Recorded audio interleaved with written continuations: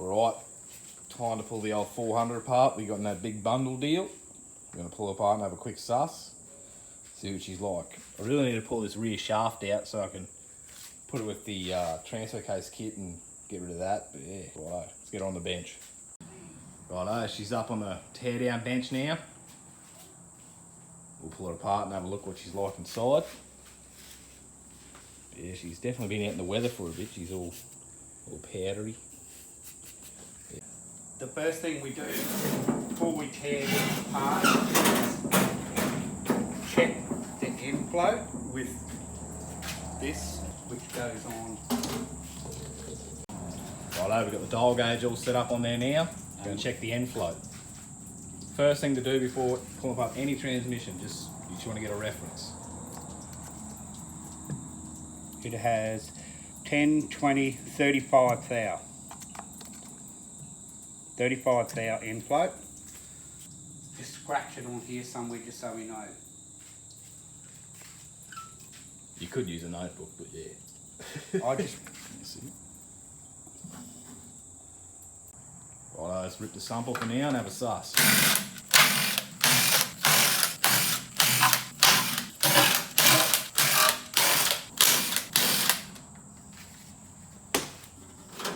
Yep.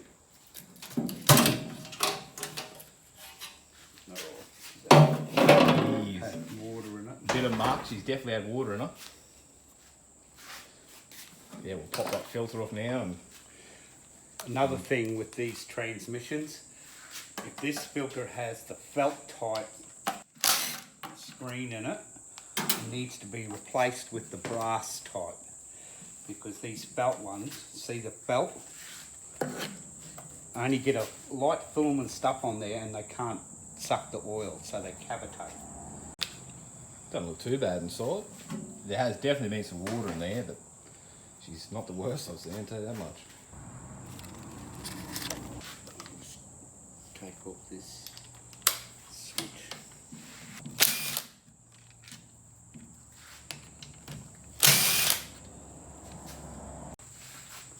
Easiest way to keep all the bits together is just clean out the sump, just put all your nuts and bolts in there and just, you know, that's where they know where they come from then.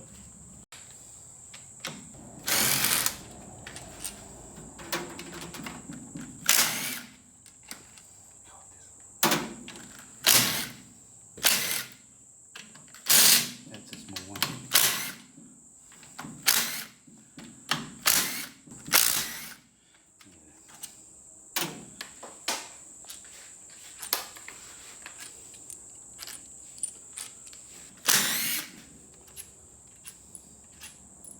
Righto, that's all the valve body bolts out.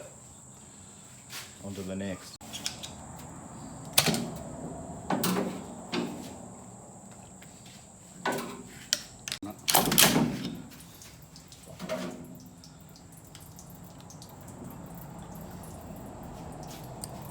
It's got an aftermarket plate of some sort in it.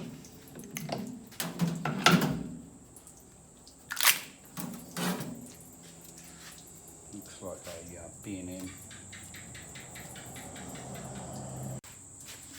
It's had the third gear accumulator block down.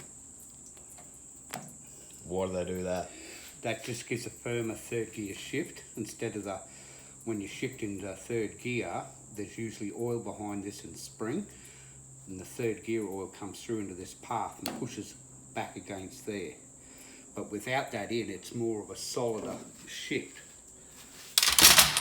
It's good and bad, it has its good and bad. You can see on this rear shaft here, it's all being machined down with a special fitting for the transfer case adapter.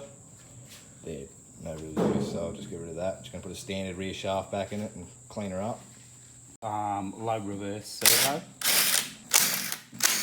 wonder if they modified this as they do come in.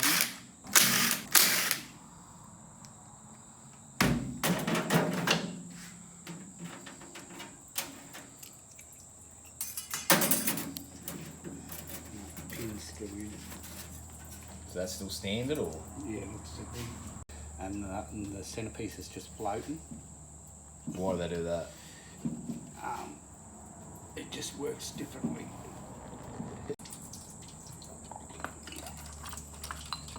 What's that? This is the low reverse servo. Smell burnt? Yeah, it's burned a bit. No modifications at all, that's absolutely standard. Yep. This check ball here has been removed. Easy way to tell whether you should have a check ball or not. If you look at this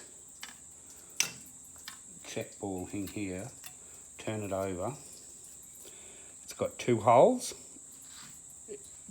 like that. It should always have a check ball in it. Yep. If it's got 2 holes. Got to be a little bit careful with the pickup types. Made out of plastic-like material. And it's been glued in. Someone's glued it in, so it's pretty handy. Normally they're just held in with an O-ring, a bit of grease. But 2 hours later. You see, someone has glued it in. There's no reason to do that at all, because when that's in there and the filter's on, it's held down by the pan. Those dimples push on the filter up against it. Righto, time to pull the pump out and have a suss.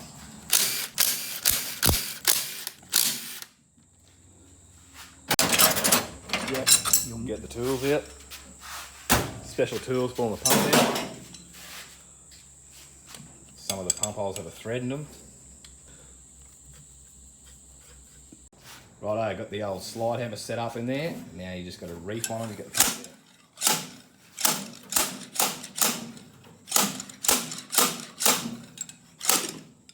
Yeah, just like that, too easy. Rebuild before. Well, it looks like it's got Trans-Tech gasket on there, so it's aftermarket shit. Teflon sealing rings. Yeah, she's got Teflon sealing rings on here. Yeah. Normally they're just like a steel round ring.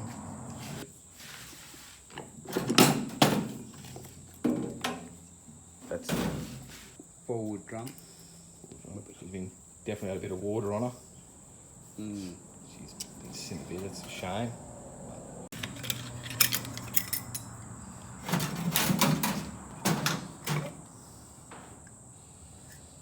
It's a shame because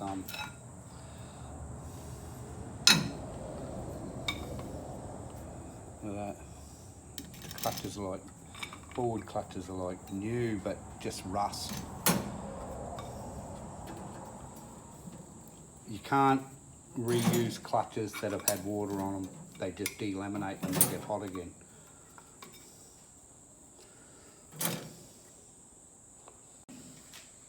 Righto, I got the direct back out now.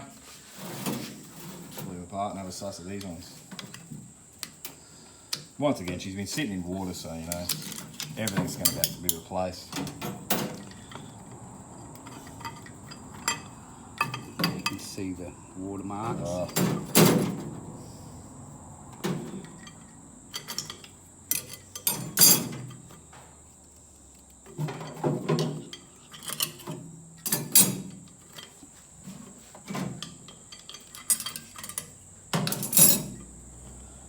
Wasn't good, eh? Just a shame, she's been sitting there so long. Everything's gone rusty and who knows, the thing was outside, so yeah. Righto, pull the band out next, the front band. Not in too bad a condition, but being sitting in water, you know, who knows. Yeah. When they put the bushes in here, they, out of the kit, they use the ones with the oil scribe in them. They're wrong. If you put those other bushes in this here, the oiling circuit loses oil pressure. They must be a full bush, no oil slot in them. Oh, it got me.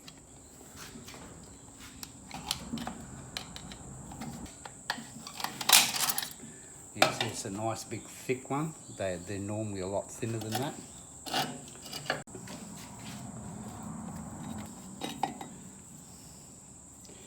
Definitely been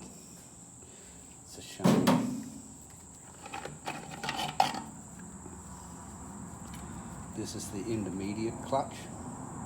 This circlip here will be a tapered circlip. And can you see the mistake that they've made here? See the gap? Wrong place to put the circlip gap. What you need to do, that gap should have been around here somewhere, so that that's a weak point right there. That can move in and out because there's no boss there to hang on to it. I always run this circlip gap around here somewhere, so that each side of that is under one of these lugs, not out in the open.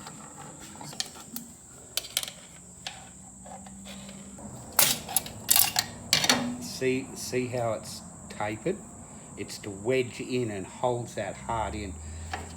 This is a common fault with a 400. This bolt here comes loose, or well actually it does when it gets hot, because the case swells. That's steel, and that whole center support rocks backwards and forwards. So it's crucial when you put this together is put a wedge down in here, hold it over while you tension this bolt, and then always use this wedge type circlip against that. Some people use the square edged one and put this one on the outside of the clutch. That's not right. I pulled a heap of them apart with this circlip in the wrong place. Got a little special socket here, it's been machined down, multi-hex, fit on the head of that bolt there. Otherwise, normal size socket, just too tight and just, yeah. It wasn't even tight. It was not tensioned, and should always make sure you tension this one to the specified tension. If you tighten it too tight, it pulls this area too low. A lot of people swing off that like Magilla, and when they put it all back together, they'll not experience leaks in this area. It's because that pulls down. Always use the correct tension. It may not feel as though it's tight enough, and always Loctite it. This here has no Loctite on it. That should always be Loctite and tensioned to the specified torque. Righto, we're going to pull the centre support out now.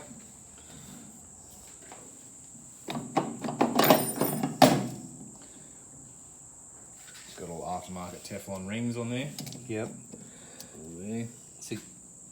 See, normally when they do dual feed the direct, they normally leave out this O-ring here. By dual feeding the direct clutch, which was the bigger one that sat on here, it doubles its holding capacity, and it's quite easy to do just by leaving that out, and then you've got to block the reverse circuit off. There is an extra little shim that should be in here underneath the center support. Very thin thing. It's an anti-chatter. It's to save the case. If you were to push that center support in against there, it chatters all this edge. That's why they have this steel, well, spacer or case protector. Now, I'm going to pull the band out. Just put a screwdriver into here. It's stuck. The band is stuck to the drum. Rusted on. The band's rusted onto the drum. It's a bit hard to get out. Yeah. Got the drum out now. She's definitely seen better days. Here's the planetaries. They look alright, but they'll have to be taken apart and checked for rust on the needle rollers, just because you can see all the rust here. Put a new sprag in it, I wouldn't trust that one. You know. The other thing is something important. See how that's got no taper? That side's got a taper. That taper should always go into the gear that way. Never round that way. Always in. They'll go in both ways, but the taper should always go in to the box. Pull the band out now. Yeah. She's definitely seen better days. Well, to be honest with you, you can't use that. Although You know, it might clean up all right. Because it's had water in it, it will delaminate once it gets hot. That's got to be replaced. Remove the parking cord. Because that's what's holding the shaft in. Look, that was held down onto that.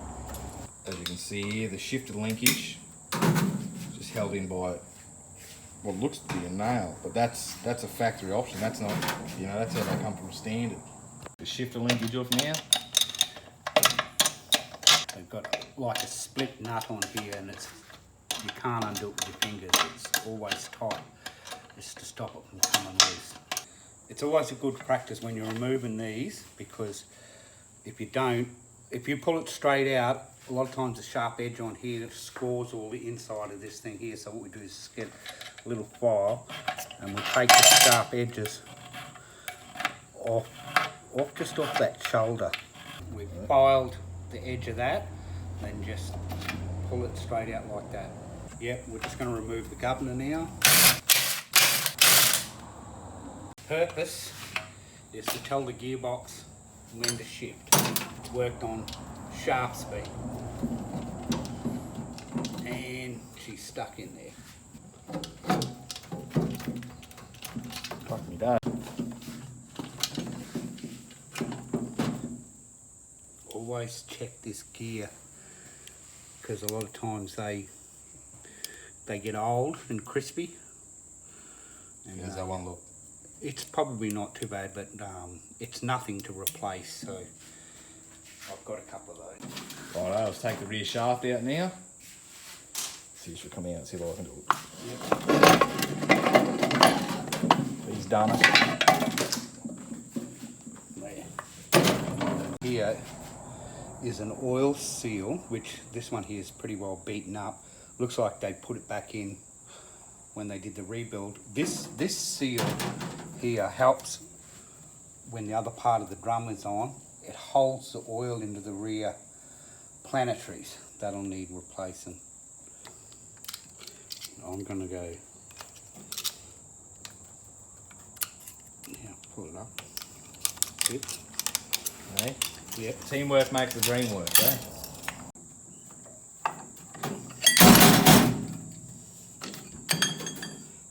See, this is the aftermarket part here, so this is all going to have to be changed to a standard rear shaft. It's been all modified to suit that transfer case. This is a normal one. That's a fact as well. See the difference? How do these planetaries look?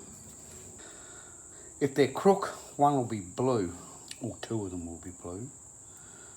Just got to wriggle them up and down. But really, to have a good look at them, we've got to wash it all up first. But so far, looks pretty good. Yeah, anyway, that concludes that. She's pretty much all torn down now. Just take the modulator out, give her a big clean up, clean everything up, and yeah, assemble it all back together and see how she goes. But yeah, on the next episode, we'll probably pull apart the valve body and have a proper look. Show you how to install a shift kit and all that. But yeah, I think that just about sums it up for today. Anyway, hope you enjoyed the video. See you on the next one.